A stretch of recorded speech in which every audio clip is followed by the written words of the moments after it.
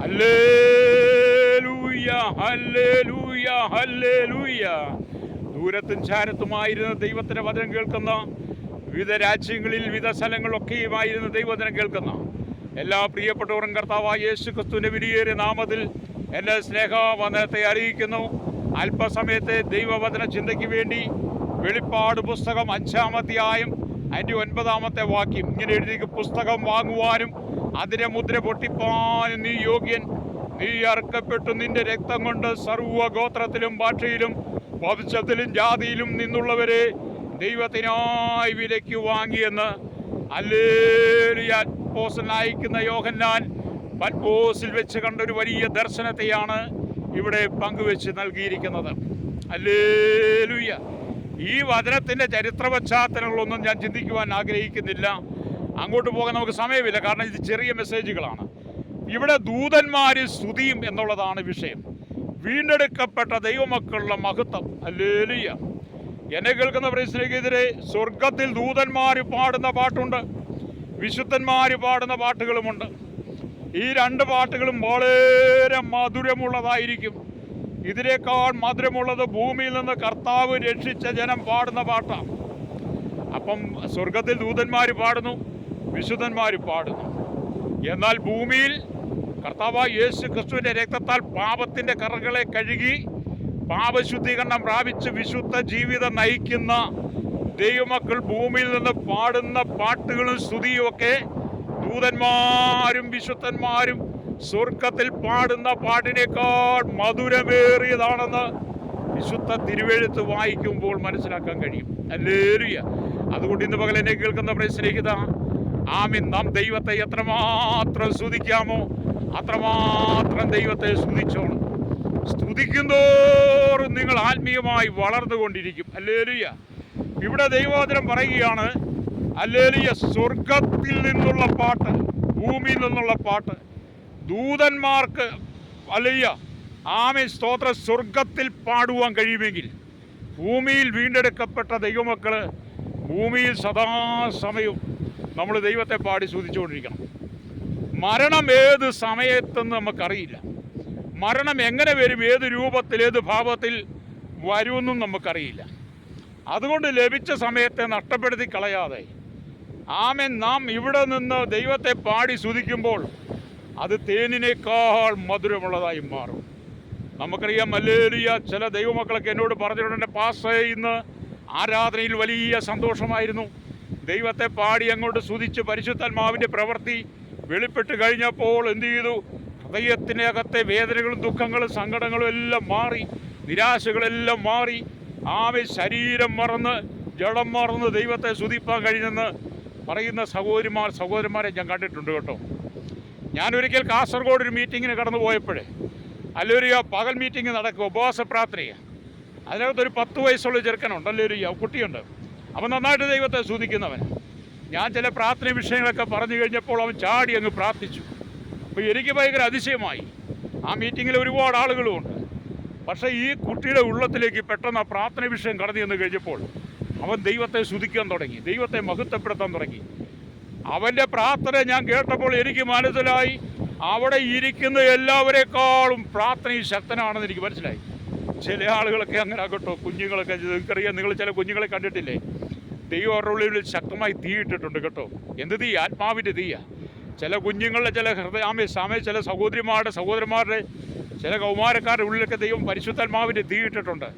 ആ തീയാൽ അവരങ്ങോട്ട് നിറഞ്ഞു കഴിയുമ്പോൾ, ആത്മാവിൻ്റെ തീയാൽ അങ്ങോട്ട് നിറഞ്ഞു കഴിയുമ്പോൾ അവർ ദൈവത്തെ അങ്ങോട്ട് സ്തുതിക്കാൻ തുടങ്ങും. ഹല്ലേലൂയ. ആ സ്തുതി ദൈവത്തിന് ഭയങ്കര ഇഷ്ടമാണ്. ആ സ്തുതിക്കുന്നവർക്ക് അത് വലിയ തേനിനേക്കാൾ മധുരവുമാണ്.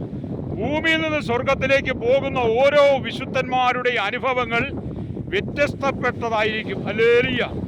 എല്ലാം പുതിയ പുതിയ അനുഭവമാണ്. ഹല്ലേലൂയ. നാം ഇവിടെ ദൈവത്തെ സ്തുതിപ്പാൻ കഴിഞ്ഞില്ലെങ്കിൽ പിന്നെ എങ്ങനെ നമുക്ക് സ്വർഗത്തിൽ ദൈവത്തെ സ്തുതിക്കാൻ കഴിയും? ഇവിടെ സ്തുതിക്കുന്നെങ്കിൽ മാത്രമേ നമുക്ക് സ്വർഗത്തിൽ സ്തുതിക്കുവാനും അങ്ങോട്ട് പോകാനും കഴിയത്തുള്ളൂ. ചിലരുണ്ട്, എന്തെല്ലാം പറഞ്ഞാലും ദൈവത്തെ സ്തുതിക്കുകയോ മഹത്വപ്പെടുത്തുന്നില്ല. എന്നാൽ ചില ആളുകളുണ്ട്, അവർ ദൈവത്തിനായിരിക്കും ജീവിതത്തിൽ ഏറ്റവും പ്രാധാന്യം കൊടുക്കുന്നത്. അതുകൊണ്ട് എന്ത് ചെയ്തു? ദൈവം, ഹല്ലേലൂയ, അവരെ രാജ്യവും പുരോഹിതന്മാരും ആക്കി വെച്ചു.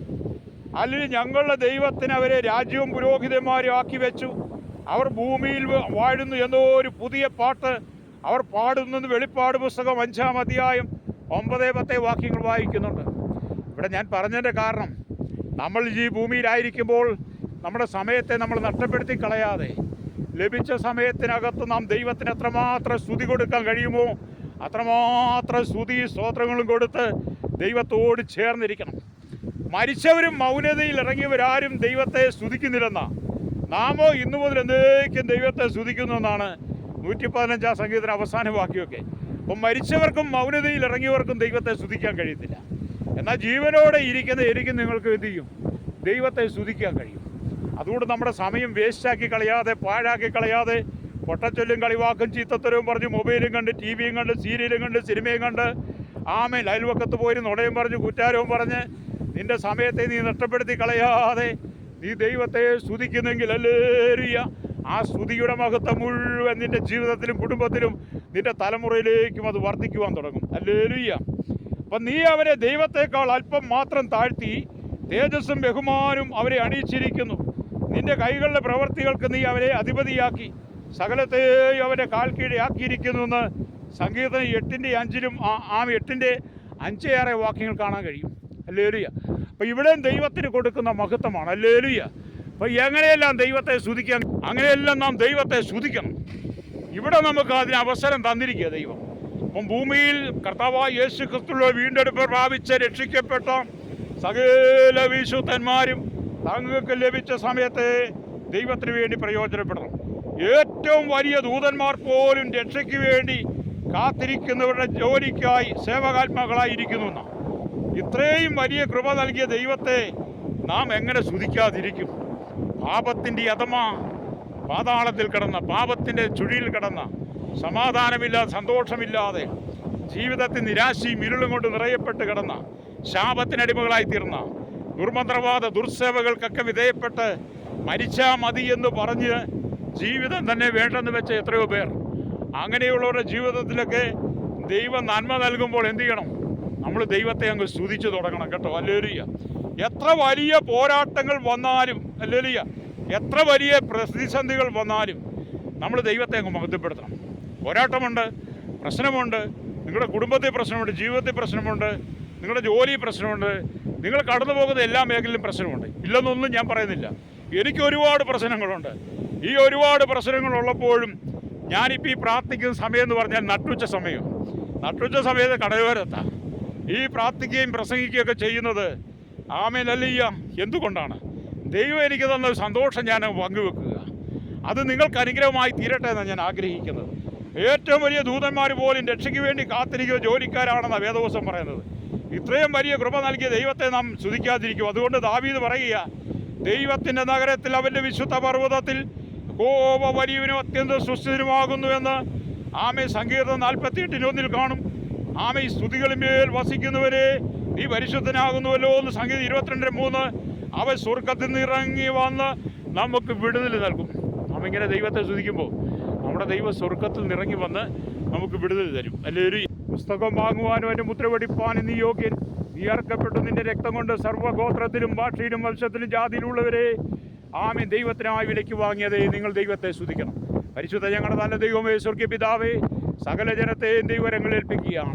കർത്താവേ, ജനത്തെ കഷ്ടതയിലും പ്രയാസത്തിൽ സങ്കട ദുരിത ദുഃഖങ്ങൾ കടന്നു പോകുമ്പോൾ ദൈവത്തെ സ്തുതിച്ചവൻ്റെ ജീവിതഭാര പ്രയാസങ്ങളിൽ നിന്ന് ഒരു മോചനം നേടുവാൻ സകല ജനത്തെ അവിടുത്തെ കരങ്ങളിൽ ഏൽപ്പിക്കുന്നു. യേശുവിൻ്റെ നാമത്തിൽ തന്നെ ആമേൻ.